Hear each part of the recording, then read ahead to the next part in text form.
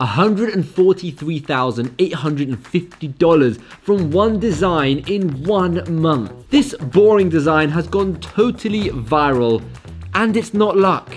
It's calculated. I'm going to show you why this design has spread faster than a contagious yawn, and how you can copy this and create your own viral designs over and over again. First, let's take a look at the design in question. This is the design, and it actually blows my mind at how well they're doing, because if you look at it, you've got Hanes men's short sleeve graphic t-shirt collection. It doesn't even use the word Pi Day. You've then got 67,000 ratings. You've got the price is $11.99. So this isn't merch by Amazon. This is just someone who's used another company and is selling on Amazon. So that could be a very cool path to go down if that's something you want to do. Because if we have a look, we've got the bullets. There's absolutely zero keywords. If we scroll down, there's Hainesman, like lightweight, vintage, Cali themed prints. Still absolutely nothing. It makes no sense why this t-shirt design is working. However, if we look at the numbers, we can see this shirt is doing $150,000, even more than the 140-ish that I said earlier. So this is actually doing over $150,000 every single month in revenue. Now, in terms of its profit, because it's selling at $11.99, it's hard to determine how much they got it for, because if this was merch by Amazon, well, they would be making zero. We know this isn't merch by Amazon because you can't sell it at that price. So it's interesting, if they're making $3 or $4, how much money they're actually making with 12,260 sales. They're probably making over $30 or even $40,000, and it's just mind-blowing. So the biggest takeaway from this video is don't just do merch by Amazon. And if you can't do merch by Amazon, it doesn't matter, because you can do other platforms like Printful and connect it to Amazon Seller Central, their official kind of website where sellers go and sell stuff, and you can sell something like this. Why not? If you haven't already subscribed, please smash that subscribe button with all of your might and help me get to 100,000 subscribers. Now, let me show you how you can make that design in less than 30 seconds. Right, I am now on Kittle, and I'm going to show you how this will take less than 30 seconds to do. It's mind-blowing. So all we need to do is put in a picture of pie, and once that's in, there you go, you got your pie. Now we need to just put in text, and the text was simple, MMM ... We can make this a little bit bigger. We can stretch this out a little bit. There you go. We can make it even bigger, you know, and then we can kind of we can make it completely our own if we wanted to. Because one thing I would say is don't copy them, right? Think of something yourself. This is me just showing you how easy it was for them to make their design.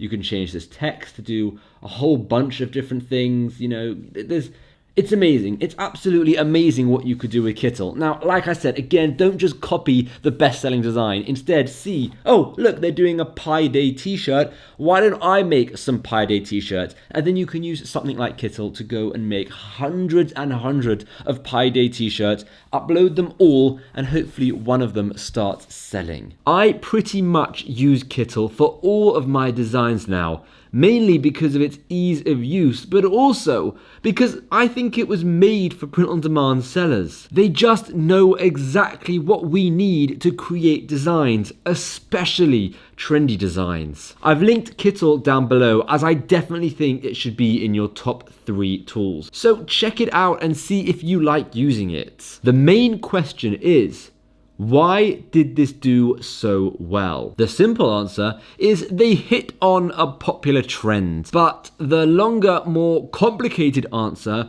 would be they analyzed various trends and found this one to have the most potential. Rather than just design a boring design, which they've kind of done, they've actually added some flair by making it slightly funny. And this joke is simple enough for anyone to understand.